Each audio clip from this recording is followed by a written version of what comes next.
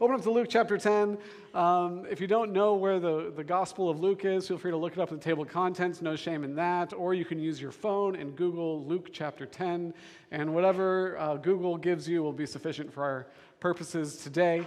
And if you're looking at your phone, we just assume you're reading the Bible at Sideris. That's kind of how we roll around here. And so skip on over to Luke 10. We'll get to that here in a few minutes. We are continuing on in our Atmosphere Matters series here, and with principle number 10, like I said, is love works. Love works. Typically on a Sunday morning, we'll work through a book of the Bible, but this fall we've kind of pushed pause to pursue really these 14 principles, which we put pen to paper or fingers to keyboards a few years back, and we penned out these things that really, we think, characterize what it means to follow Jesus, what the atmosphere of Jesus Christ looks like. We've called it Atmosphere Matters. And we've intentionally chosen this to differentiate from like the right things to think or believe or the right things to do in the world, but the right atmosphere to carry. The atmosphere of Jesus Christ that he hopes to manifest in his people. We think that matters. We think that matters in a person. We think that matters in a community.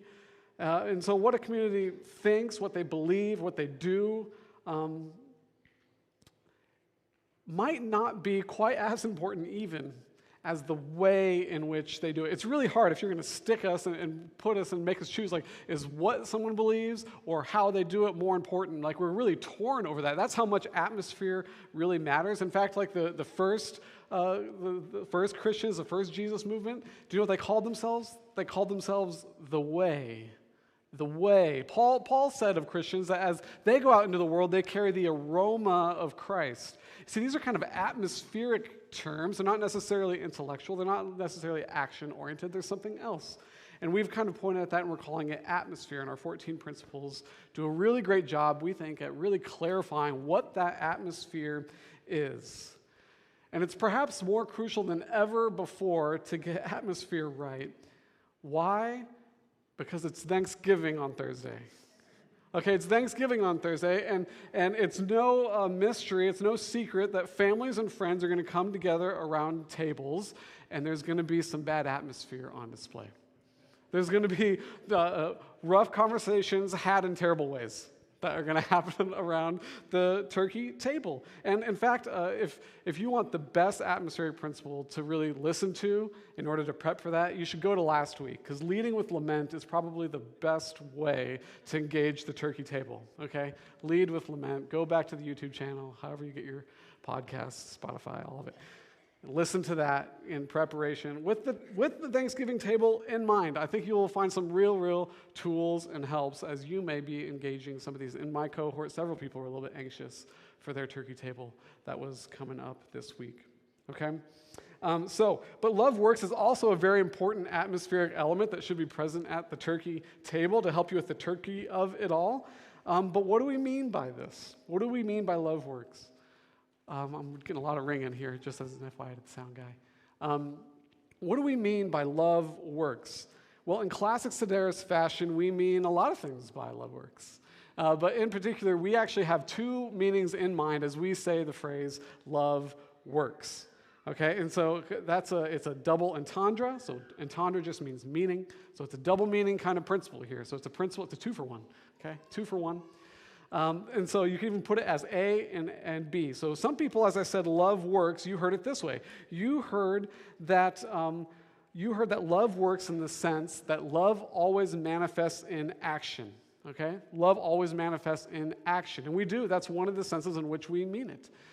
Some of you may disagree with that statement. Okay? And but this really hopes to capture that love it really finds itself compelled to faithfully and sacrificially act towards someone else. And then some of you may have heard the other meaning, as I said, love works, and that's the fact that it actually works. That love actually accomplishes the purposes that it sets out to accomplish in the world. It works in that way. So love works, and then it works. All right, and so love is a big topic. It's a big topic today. You're going to have a sermon talking about love, which means we could go to virtually any page of the Bible, but we've narrowed it down. We're going to be hopping around a little bit, but I hope that by the end of it, that I've convinced you that love works.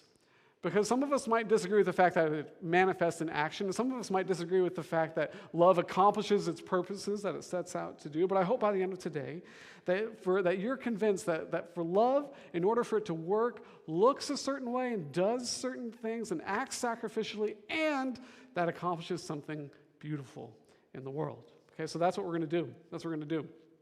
So let's start with the first one, love as doing something. We're going to call love, it must work. That's a little more straightforward, I think, and so we're going to start there, but eventually we'll come around to the other one as well. But it goes like this. For love to be the love of the Scriptures that we read about and we find and we discover and we encounter and hear, it must work. This is true of the love that we see that God has for us, the love that he calls us to give back to him and to one another, between parents and siblings, between siblings and siblings, between the people of God, between neighbors. Jesus makes it more intense, towards enemies. That this love always manifests in action, in something done that is particularly sacrificial. What we find is God's notion of love isn't one of sentiment. It's not merely sentiment. It's not merely thinking positively of someone. It's not a philosophical category of desire. It's not butterflies in the stomach. It's not a romanticized longing. It may start in all those places, but for God, love is not love until it acts. It must do something. It must work for it to be in the same realm as God's love. And the romantic among us, you're probably looking at me and saying, how dare you? That's okay. That's okay. But there's pragmatic doers among us that are saying, amen. Absolutely. But don't worry, I'm not just going to challenge the sentimentalists today. I'm going to come for you doers too. You workers of love, and anybody who knows me, that one, I'm a doer, and two, I'm more hard on myself than most other people. And so the doers might get it harder than the sentimentalists today, okay? So that might be what happens, okay? But we're going to go both sides here. We're just going to start with the sentiments, the sentimentalists among us. Because love is not a sentiment alone. Love works. You might say you love someone, even God, but if you've not been moved to action, Jesus would say that love hasn't yet gripped you. Because love works. Now, the problem here is that us humans are so good at taking significant, deep, meaningful subjects of life and of God and emptying them of their depth, of their meaning, of the things that really bring joy in them. And so we see the Scriptures work to correct this all the time. One of the places we see this happen is in James chapter 2 with a different subject, but they're closely related. So just listen as I read this here, okay? I think we have it on a slide here that we'll throw up too. So James chapter 2, starting in verse 14, goes like this. James says, "What good is it, my brothers and sisters," he's writing to the Christian church, the way, "if someone claims to have faith but does not have works? Can such," and the Greek here actually has an extra word in there, an article, that isn't in the first sentence. It says, "Can such a faith save him? If a brother or sister is without clothes and lacks daily food, and one of you says to them, 'Go in peace, stay warm, and be well fed,' but you don't give them what the body needs, what good is it? In the same way, a faith," there's the articles there in the Greek again, "a faith, if it doesn't have works, is dead by itself." So what is James saying? He's saying there's lots of versions of faith out there in the world, but not all of them save. There's a faith that saves. There's a faith there's only one that saves. He's pointing to something that we actually all noticed kind of 2,000 years later, that there's many people in the world that say they have faith, but the atmosphere of Christ doesn't seem to follow them anywhere they go. So something must be wrong. Is it the right faith? Now, similarly, there's only one, or there is more than one kind of love, but there's only one kind of love that actually works. There's lots of versions of love out there, but there's only one love that works. So don't misunderstand me here, okay? Don't misunderstand me. You don't need to go out correcting like when you see someone label something as love, that you're like, that's love's not work, I need to call that out. You're like, that's obnoxious. Don't do that, okay? You don't need to do that. But this is all just to say that there is a type of love that wishes well. That there's a love that does no harm. There's a love that sends thoughts and prayers, maybe even money. But then there's a love that acts, that works. There's a love that jumps into uncomfortable situations to seek life with someone else. There's a love that'll drive across town for a friend because you know it'll mean the world to them. There's a love that isn't worried about being right, but extending life. There's a love that denies one's own desires so that other people can find life. There's a love that gives up influence, vacations, promotions, financial security, all of those things in order to walk alongside perhaps someone who needs their presence so desperately. See, there's a love that works. And who do we have to blame for this definition of love? Jesus. We have Jesus to blame for this. Jesus said it like this at the Last Supper to his disciples. He looked at them and he said, if you love me, you will keep my commandments. You will keep my commandments. And what did Jesus say was at the top of his list? You shall love, we heard it in the prayer for Miriam today, you shall love the Lord with all your God with all your heart, mind, soul, and strength. And what did Jesus say came in second? You shall love your neighbor as yourself. You see, these are big ways that we love. Strength, loving God with all your strength implies action. Loving neighbor as yourself. Do you love yourself as just mere sentiment? Like you think well of yourself? No, you take 100 actions every day to care for yourself, to extend life to yourself. Jesus kind of made it even more intense at the Last Supper as well when he looked at his disciples and he said, just as I have loved you, love one another. Jesus just spent 3 years being homeless for these guys.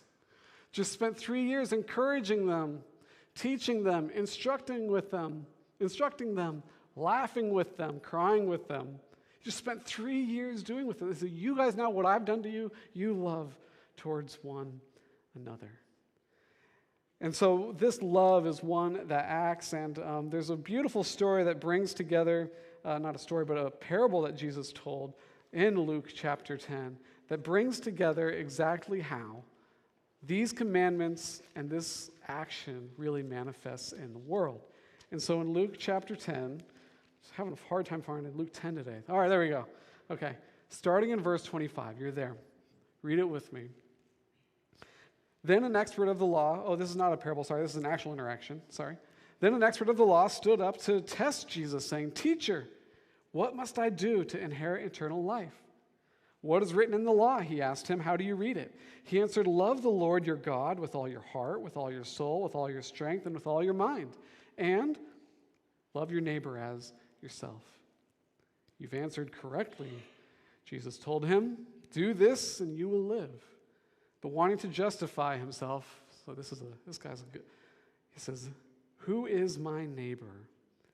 Jesus took up the question and said, a man was going down from Jerusalem to Jericho and fell into the hands of robbers. They stripped him, beat him up, and fled, leaving him half dead.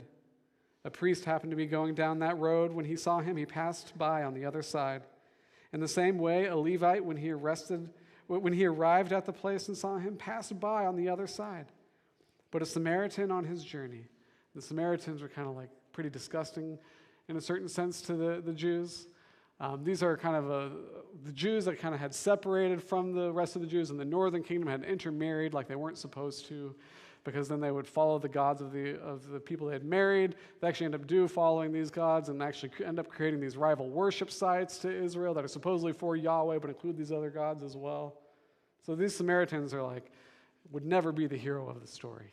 Never, ever in a million years would a Samaritan be a hero of the story, but Jesus is going to do just that. But when a Samaritan on his journey came up to him, this bleeding, potentially unconscious person on the side of the road, and when he saw the man, he had compassion. He went over to him and bandaged his wounds, pouring on olive oil and wine. Then he put him on his own animal, brought him to an inn, and took care of him. The next day he took out 2 denarii, gave them to the innkeeper, and said, "Take care of him. When I come back, I'll reimburse you for whatever extra you spend." See all the work that this guy has done? Which of these 3 do you think proved to be a neighbor to the man who fell into the hands of robbers? The one who showed mercy to him. The Samaritans are so kind of disgusting to the Jews that he can't even bring himself to say, the Samaritan. He says it's the one who showed mercy to him by doing what? By acting.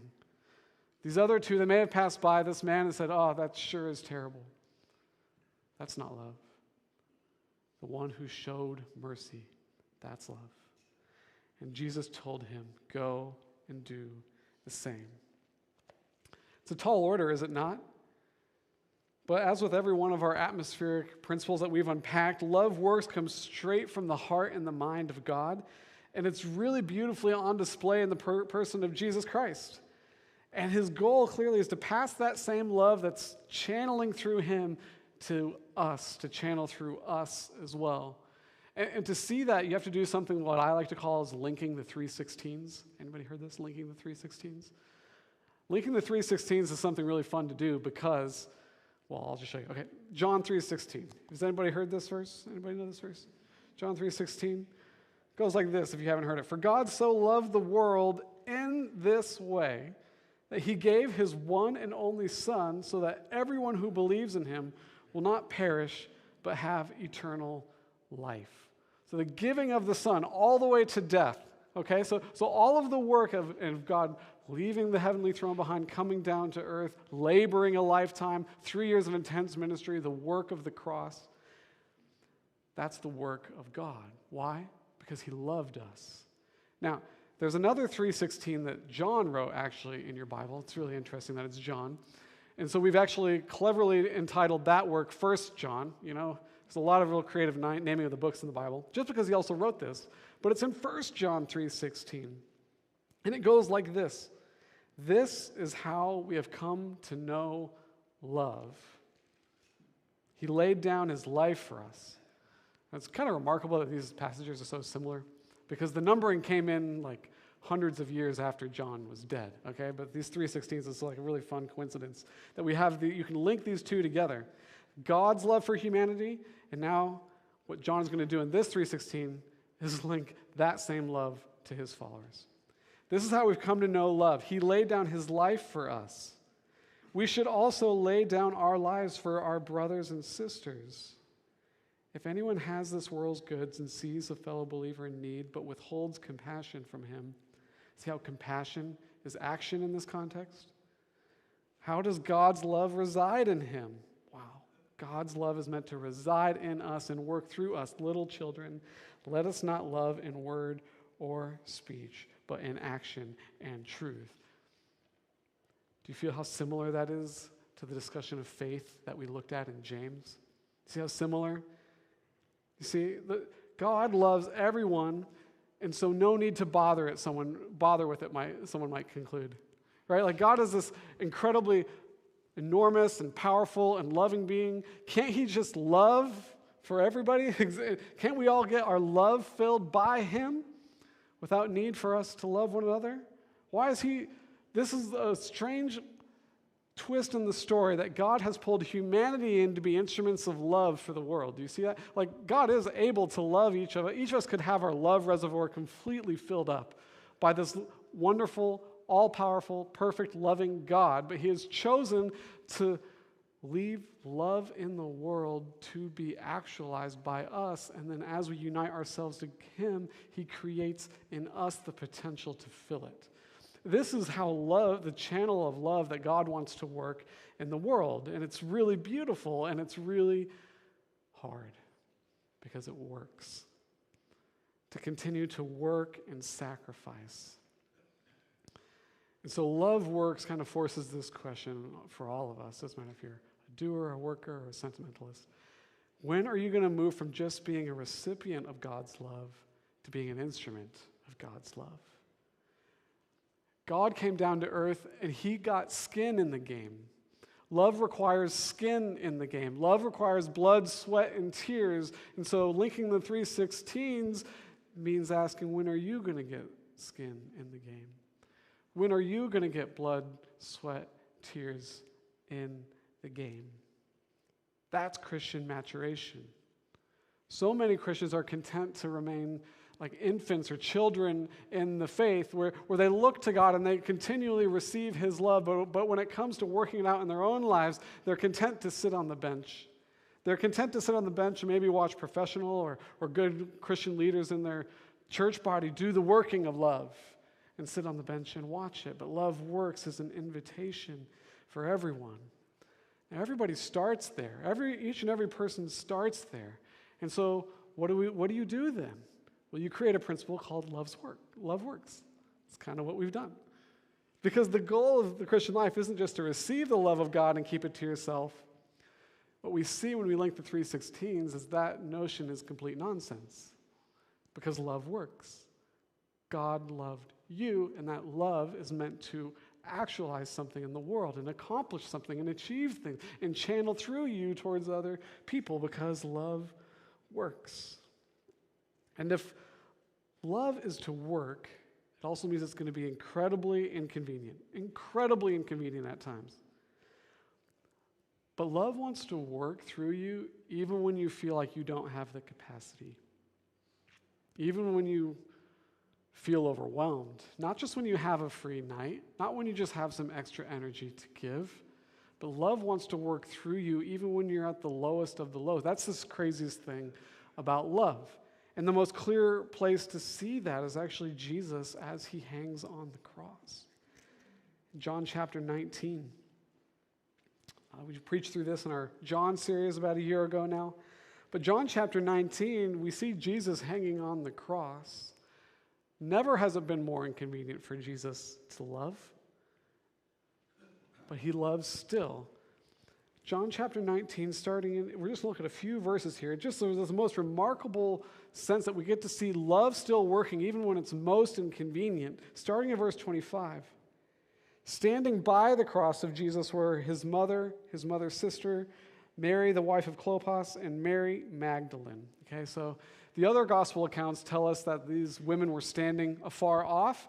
John was what seems like we're going to see in this kind of account. He was there as well, so you can kind of see how different people looking at the same scenario from different lenses would say, oh, we're standing near, and people are like, oh, they're standing at a distance. Okay, so they're probably further away than other people are to Jesus during this execution. That's going to be important here in a sec.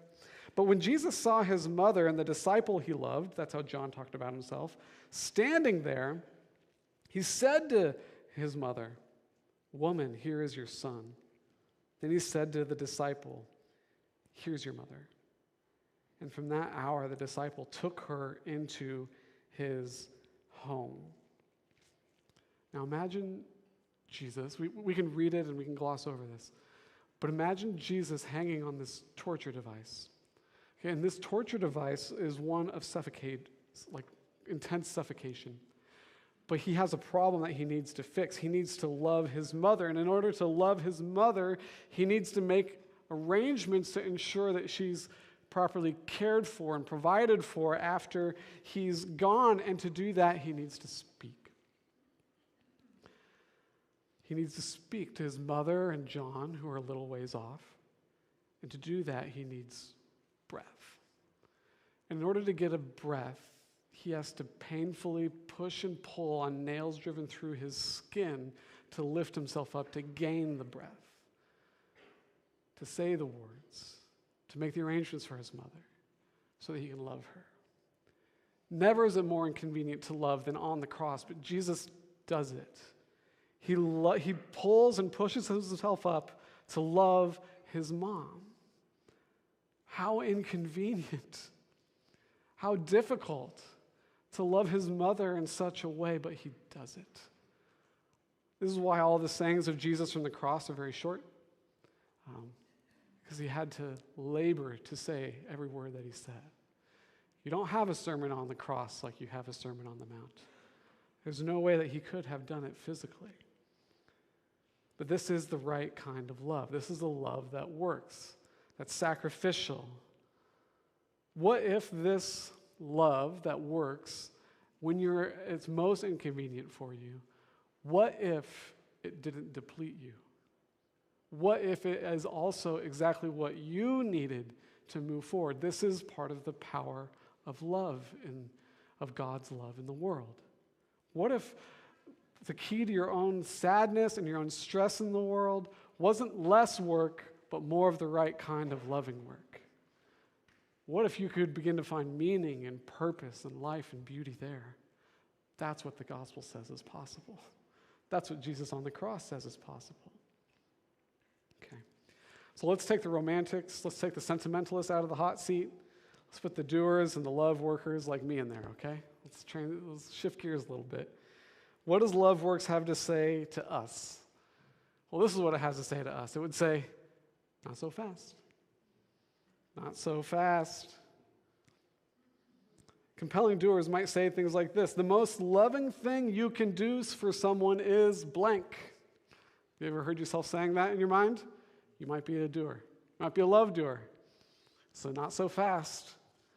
You put a lot of things in that blank, like give supplies and money to the homeless, or tell the not yet Christian they're on the path to eternal separation with God, or participate in a meal train for mothers of new babies. We saw them up here. It's good to do all these things. But Christian doers typically have a lot of these things at the ready. And what they've done is they've envisioned a group of people, and they've already determined the formula for how love is to work in their life. It could come from a variety of sources. Perhaps they were in that same scenario before, and someone loved them in a certain way. They found it meaningful. Perhaps they were taught it by someone else. Perhaps they even read it in the Bible. Who knows? And the tricky part is that they're all usually really good things. Don't hear me wrong. The poor and outcast of society do need people to reach out to them with real, tangible things. Those who don't yet know Christ do need people to provide the gospel and make the message of Jesus clear to them. Those who have just had a baby could use a lot of help with meals. These aren't bad things, but not so fast. Not so fast. Because here's the question. Is what the individual, not the group, is what the individual really needs, that formula which you have created? Is the work you believe people need when facing X, Y, or Z circumstance something that person needs? Is that something that person would actually receive as love? Not so fast. Not so fast. You see? Here's an example from my own life. It's fresh in my mind because Joseph Cox, here's Joseph, I don't see him. He's one of our elders here at Sideris. He's been working with us staff to articulate and define our roles now that the dust is settling with our whirlwind of a move over here over the course of this last year. And so he's been helping us kind of refine and really clarify, what would you say you do around here, okay? Well, I am a strategic thinker, very strategic thinker. I think it's a gift of mine. It's something I'm good at. I'm good at identifying an issue, breaking it down into parts usually, and then troubleshooting to piece it back together in a better, helpful way. Okay? I'm kind of a strategic nerd in that way. I have an astrophysics degree, and I love playing chess. Okay, so if you need a category to put me in, that's the category. Just drop me there. That's who I am. I've been good at that. People have seen that I'm good at that. I worked at a church previously before I got here where that was a big part of my job description. I think it was even in my job title maybe, This is a part of I'm good at. But when I joined Sideris, my friend Dave here, Sideris is 2 years old. So I joined Sideris and I figured, okay, I'm going to be doing a lot of that kind of work. I'm gifted at it. I enjoy it. I have experience at using strategy when it comes to church congregations in particular. And clearly, we could use it, right? This is what Dave said to me. He said, our congregation doesn't really need to be loved like that. And I don't either. That's rough. That's a readjustment, right? You're going to have to clarify some expectations, Now, luckily, it didn't just happen all at once. It was kind of, Dave was gentle with me. It happened over the course of a couple months. But Dave essentially was saying, what we need to focus on is not strategy, but atmosphere. And in fact, some of the danger of strategy is that you can substitute strategy and vision and all this stuff for atmosphere, and you can miss the mark, And it would have just, I don't know if I would have lasted much more of a year unless I had some sage advice. Before coming out here, I asked someone who was a church planter himself. His name was Brian, and I almost hate that it's coming from a guy named Brian, because if you don't know this, there's a Brian right there. He's laughing. Is he Brian? There's another Brian up there. Yeah, okay. Because Ryans and Brians are an eternal struggle. Every time I introduce myself to someone, they say, "Oh, Brian." I'm like, "No, it's Ryan." And it happens the same for the Bryans, it's just like this. I don't know, I think it feels spiritual, doesn't it, Brian? Yeah, it does, yeah. But I hated that it's from Brian, but I love that I got this advice, because this is exactly what he told me. He told me this. I said, "What do I need to do in going to support this young church plant?" He looked at me and said, "You need to be and you need to do whatever your lead pastor needs you to be and needs you to do." What is he saying? He's saying you need to love your lead pastor the way that he needs love, that he needs love to be enacted towards him, to receive it so that you guys can be a great team to make this church function. And so I'll admit, loving like this is really difficult. Like I said, it was really a struggle for me to change gears a little bit. It was difficult, it was hard, it was frustrating. I don't always do it well. Sometimes it feels like you're burying maybe the best part of who you are. But if you love how others receive love, when you look back, you wouldn't change it for the world. You wouldn't. You'll see that's exactly what needed to happen to make it work. That's exactly the kind of love that works. That kind of love ends up not just being what the others need to flourish, but you yourself. Because you know what Ryan almost 7.5 years ago needed? Atmosphere. Really bad atmosphere. Right, Dave? Struggling atmosphere. I won't put myself too far under the bus. I needed atmosphere. So we naturally love others out of our strengths, whether that be our natural dispositions, our gifts, our talents. But what if we loved others how they needed to be loved, even if it means loving from our weaknesses? Perhaps even then, you might see that God gets more glory and more credit, because his power is made perfect in your weakness. It's not you loving anymore, it's God. And so you can't take credit for it. And it's so clearly a work of the Lord when you love other people out of your weaknesses instead of your strengths. Now, there might be an objection here which goes a little bit like this. But Ryan, that's actually not exactly how God loves us. God, in his love for humanity, the group, did one thing, the cross. And sure, that's true. It's one and the same action for all of us. All of us needed to be bridged back to God and be made a way so that we can be in relationship with God once more. But I'll ask you this. Did God not reach out to you in an incredibly individual way to show you that? Absolutely, he did. He reached out to you because he knows the way that you best receive love, to show you this, whether it be the love of his people, whether it be a picture of beautiful truth, maybe it be a way to resolve your guilt and shame that it could be a myriad of things, but God did that individually for you. And maybe he hasn't done it for you yet. And maybe you need to ask him to show you, to open up your eyes to how he might show you his love, and be okay with the fact, or maybe you need to hear from a pastor, it's okay to be selfish and ask God to love you the way that you receive love. That's okay. That's not selfish at all. That's exactly what we need, and that's exactly what he does, because he is love.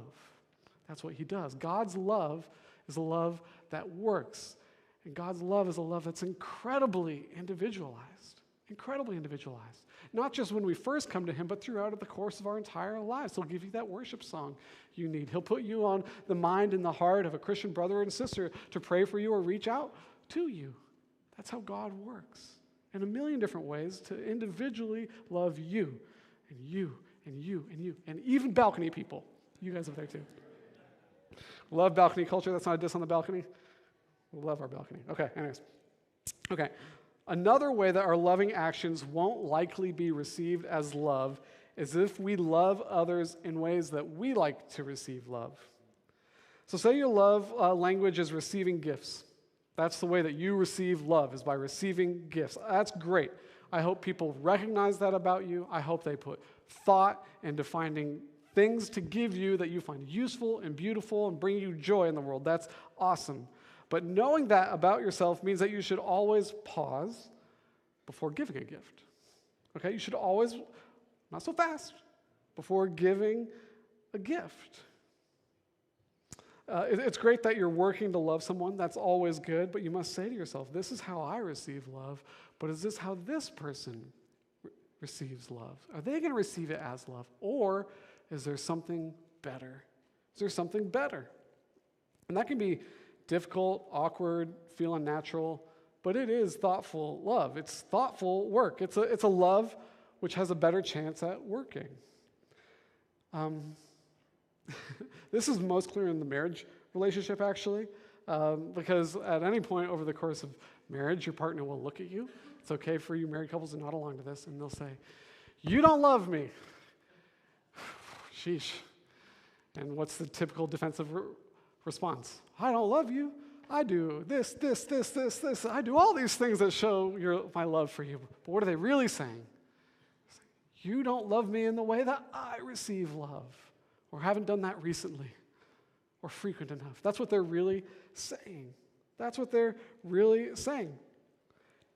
Now, when that happens, it's really important to realize that you may be working in love, like you may be doing all these actions in order to try to, like, as an instrument to make your spouse feel love, but it's not hitting for some reason. That's because you're not working, I like to say, for love. Like, love isn't your boss. Okay, when love is your boss, love is telling you and helping you open your eyes to these realities that people like to receive love, and then you give it in that way. You kind of become subservient to love in that way instead of just using love in a certain sense to try to make someone feel loved. There's a question that I give married couples when they're struggling that kind of helps them get at this. And I love to have them ask or answer this question alone, then you come back together and share your answers. The question goes like this: what do you need from me in order to feel like you are in a meaningful and loving relationship? What do you need from me in order to feel like you're in a meaningful and loving relationship? So you answer those questions separately, come together, share your answers, and I guarantee you that for each of you, that's going to feel like a lot of work. Because love works. Now, will each partner have things on their list that are unrealistic? Absolutely, they will. And there may be some ways that you'll have to extend grace to your spouse instead of receiving love in that way because your partner, for whatever reason, won't be able to extend love for you like that for a season or a time. But it does mean, like, thinking creatively to find creative workarounds in these instances. Like, it may be unrealistic to go on a formal date every week because your life is so tapped in loving other people so much. And so you're going to have to find creative workarounds to that. One of the couples that Christy and I were close friends with in Denver, they would do, like, they'd drink a ton of coffee at like 7 o'clock at night, put their kids to bed, and they'd have date night in their house. This is when they had young kids, okay? They'd have date night in their house. It was like a really creative, fun workaround that they figured out for that, you know? I don't know if you're laughing because it's not, or...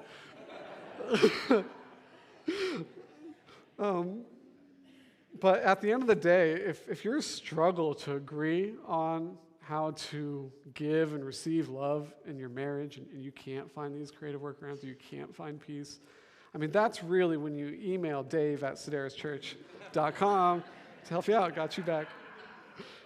No, but all humor aside, that is when you need help. And we'd love to step into that space with you. We'd be honored to and privileged to kind of help you sort that out with you. Okay. So anyone working in love here, these are the challenges to the doers, okay? Grow beyond loving from your strengths. Grow beyond loving from the ways you receive love. And thirdly, what we haven't discussed yet, growing beyond loving out of duty or obligation. Many, in fact, get the first two right, but still love out of duty and obligation. Because love out of obligation, that doesn't work either. In fact, if it is mostly out of duty and obligation, it's actually an indicator that you are loving out of your own love instead of God's love, which means what? Your own atmosphere is going to be tied to it instead of His atmosphere. All right? Now, usually this happens because you want to be seen as a loving worker, as a helpful, caring person. That's pride. That's not love. And I've got some bad news for you. Everybody sees it. Like, when it comes with that atmosphere, you feel it. You're not getting away with it. You feel it. Okay? And so getting good at this, even learning to divorce love from duty, is really, really, really important. All right, baby dedications, we're going to skip some things here, but that's okay. Why is it important? Because God is thrilled about you. He's thrilled about you. Like, His love for you is not one out of duty or obligation. Like, oh, I created him. I created her. I guess I better act in order to give them some sort of semblance of life that they can enjoy. I guess I'll send Jesus to the cross. No, God is thrilled about you. He knows He built in your unique strengths, the clever things that you can do, and the beauty that He's tied to your person, He's crazy about, and He's thrilled about, and He loves it. He built this potential into you as a human being that He wants to see manifest in His world, and He longs to see it. Go to our principle last week. He longs to see His love move through you in the incredible individual ways that He has designed you to channel His love into the world. He wants that more than anything. That's why this is important. The relationship between God and His people is sometimes a metaphor of marriage is used. There's a whole book of the Bible that's awkwardly devoted to it, like the Song of Solomon. This love between lovers, which is this like very sentimental, of course, love that acts because it imagines what this person could actualize in the world. That's the love that works. That's the love that comes from God because He loves you. And He worked hard not only to meet your deepest need, He worked hard to individually reveal it to you like we were already talking about it. But He does that for you each and every day because He's crazy about you, because love works. And that's called grace. This whole sermon has really just been a sermon on grace. Love works is our cheeky way at talking about grace. One of the cheeky ways we talk about grace. That's grace. Grace that we're promised was in the Father, that we see on full display in the Son, and is trying to powerfully work through us into the world by the Holy Spirit. And it works. It works. Now, sometimes a substitute for grace like this is money. A substitute for grace is to throw dollars and cents at a problem. You know, it's not to drive your Christian brother or sister to the airport, no matter where Uber is. That one's coming. Highly controversial principle. We're going to talk about it. Is that next week, Dave? Principle 11. Whew, come to church. That's sure to be fun, okay? Not to even pay for their Uber, right? So one of the, I just want to give you a big example here of this, which is homelessness, for instance, okay? If we just throw tens of millions of dollars out at this issue like our city has, we can fix it. We can fix it. Okay, well, we've done that, and homelessness has grown 20 to 25% in the past 2 years. That's the real number. What are we missing? Could we be missing that love works? Could we be missing grace? Not everyone's missing it. Dave and I actually had the opportunity and pleasure to go on a day excursion with the Union Gospel Mission here in Seattle a few weeks ago. We met with their leadership in the morning, then we went on their vans that bring supplies out to homeless people, but more importantly, they seek to really establish relationship with people who are on the streets. And so after kind of going out in the vans, they're like jotting down as many notes as they can about everybody they just met and updating their case file. Like, they have case files on people who are homeless because they're really hoping to establish relationship with them. That's grace. That's love working. 2 ladies that were leading up my van previously were homeless themselves, and I kept having to grab from metaphor to describe their intense actions towards people who were homeless, of trying to establish relationships. I had to grasp from metaphor because it wasn't human. It was supernatural. It was incredible. It was beautiful. It was amazing. And they love to the sense that they work to create relationships. They create relationships so that they can transfer hope and imagination to someone else that might help them imagine a time where they're not on the street. And when they're ready for help, they can reach out and ask for it.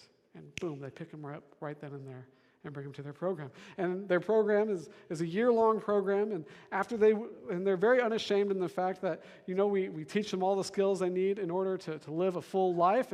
And we unashamedly share with them that there's an ultimate grace through the person and work of Jesus Christ on the cross, because they need a relationship with God more than anything else to fare well in this world. They're unashamedly do that, and that disqualifies them from taxpayer money, but that's okay because people are coming to know the Lord, and there's eternal benefits there, But after graduating the program, 2 years after their people graduate the program, 80% of them are still off the streets and have a job. Now, the equivalent with the city is about 10%. That's because love works, and this love works in incredibly beautiful ways. And part of the hardest part is just we live kind of in a city that won't acknowledge that. That won't look at even just the base numbers that say the love of God is a love that works. It beautifully sacrifices and brings people into complete wholeness. Why? Because it's the grace of God that came to a world that was homeless, spiritually homeless, and worked to go to the cross so that all of us might find a home in his house. It's the grace of God that traveled long days, that sacrificed sleep and family and home and comfort and convenience and pleasure in order to serve, equip, train, teach, dream with a bunch of nobodies 2,000 years ago. A bunch of nobodies. But it works. Love works. Grace manifested in their lives. And we've seen the biggest movement sweep this earth that it has ever seen. It's the grace of God. A grace that might compel someone to be the mastermind of their own death, to manipulate all of the authorities around to get killed at a certain time on a certain day by a certain method. Like, that's a crazy grace. That's love working in an insane way. And we're gripped by the beauty of it. We're gripped by that. It's because grace ultimately wins. Ultimately, grace will win.